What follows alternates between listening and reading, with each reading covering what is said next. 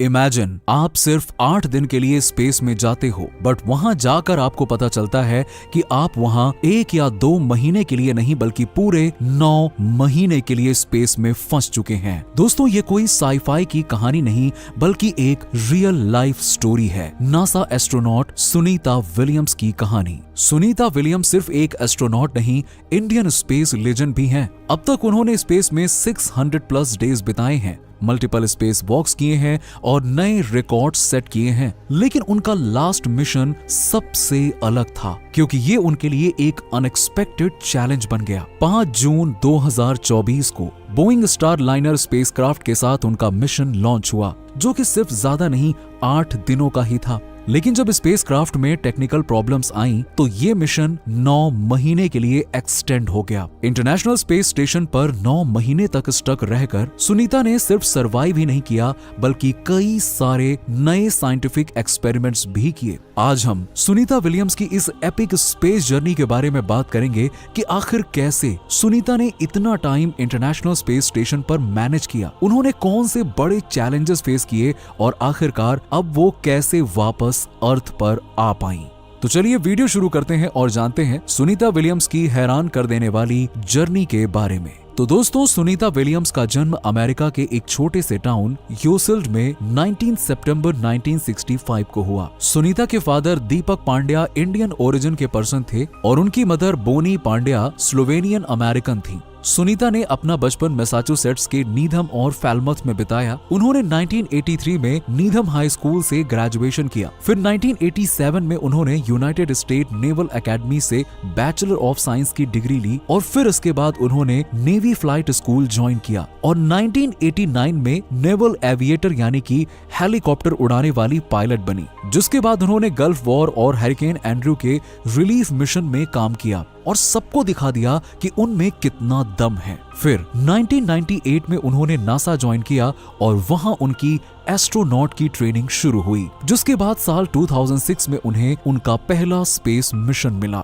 Mission का नाम था STS-116। इसमें उन्होंने इंटरनेशनल स्पेस स्टेशन यानी कि ISS पर एक्सपीडिशन 14 क्रू को ज्वाइन किया था। फिर बाद में वो एक्सपीडिशन 15 का भी हिस्सा बनी और इस तरह से उन्होंने स्पेस में 195 डेज बिताए, यानी 155 नए दिन। इसी मिशन के दौरान उन्होंने फीमेल स्पेस वॉकिंग का रिकॉर्ड बनाया। साथ ही उन्होंने स्पेस में ट्रेडमिल पर बोस्टन मैराथन भी कंप्लीट किया। फिर साल 2012 में एक्सपीडिशन 32 और 33 के लिए वो वापस स्पेस में गईं। इस बार वो इंटरनेशनल स्पेस स्टेशन की कमांडर भी बनी, यानी कि इस पूरे स्पेस स्टेशन का कंट्रोल उनके हाथ में था। इस तरह से उन्होंने टोटल 50+ आवर्स स्पेस वॉक किए, जो कि एक फीमेल एस्ट्रोनॉट के लिए काफी बड़ा रिकॉर्ड है। लेकिन सुनीता की लाइफ में सबसे बड़ा और अनएक्सपेक्टेड ट्विस्ट साल 2024 यानी 2024 में आया, जब वो Boeing crew flight test mission के तहत सिर्फ 8 दिनों के लिए स्पेस में गईं, लेकिन 9 महीने तक वो स्पेस में ही फंस के रह गईं।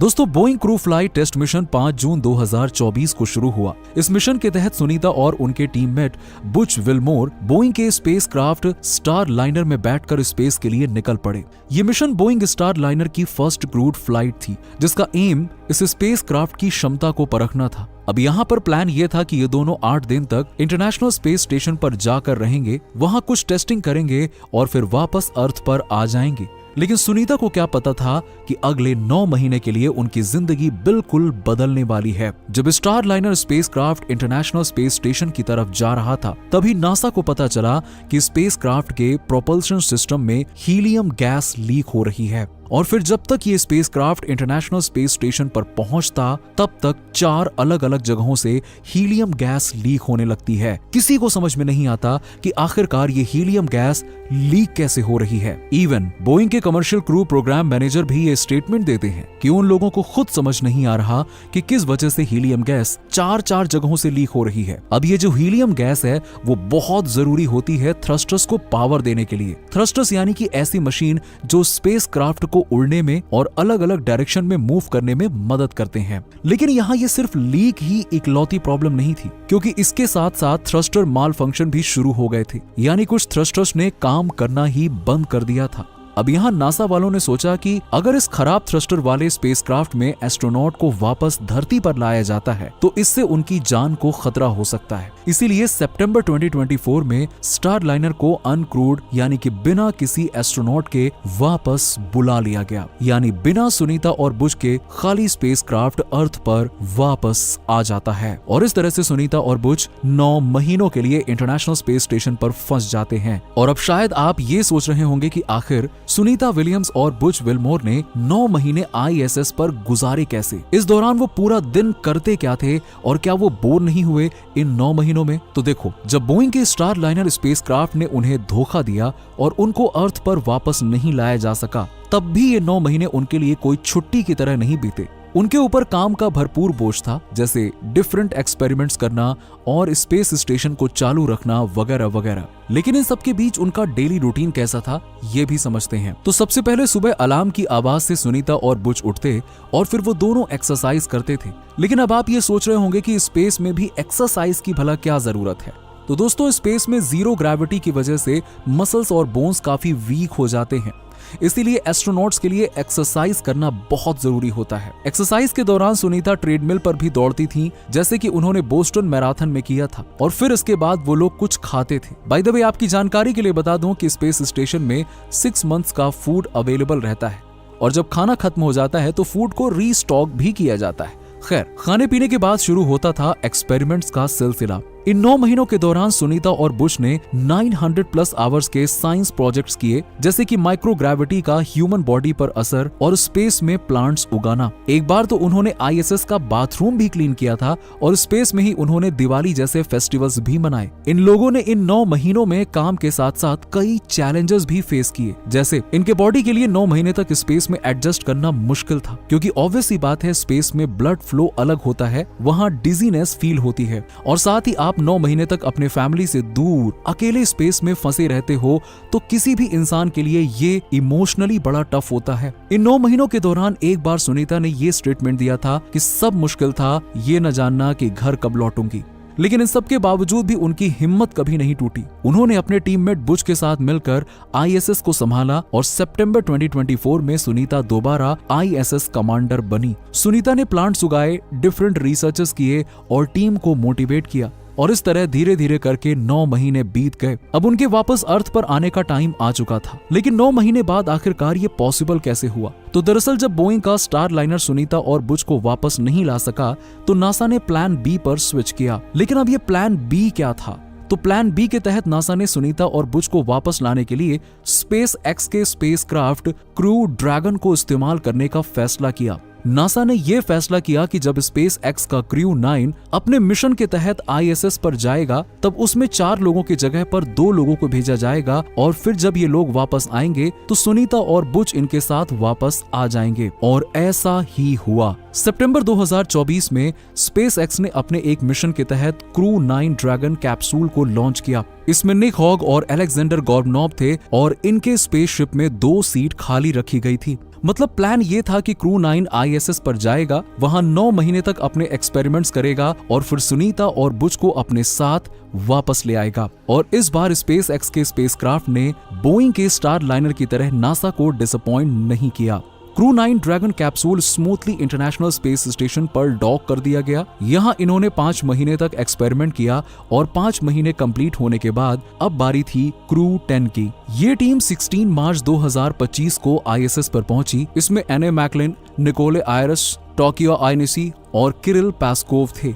इन्होंने क्रू 9 को रिप्लेस किया और ऑफिशियली ISS पर चार्ज अपने हाथ में ले लिया और सुनीता और बुश को क्रू 9 के ड्रैगन कैप्सूल में बैठकर वापस भेज दिया। और इस तरह फाइनली 18 मार्च 2025 को सुनीता और बुश क्रू 9 के साथ 18 मार्च को ISS से निकल गए। इनका कैप्सूल 19 मार्च को सुबह लगभग 3:27 पर फ्लोरिडा के तट पर उनका स्पेसक्राफ्ट लैंड हुआ। पर अब जब सुनीता और बुश अर्थ पे वापस आ गए तो ये सबसे पहले सवाल उठता है कि 9 महीने स्पेस में रहने के बाद अब उनकी जिंदगी में क्या बदलाव आएगा। तो दोस्तों, आने वाले कुछ हफ्ते या महीने सुनीता और बुश के लिए बिल्कुल भी इजी नहीं होंगे।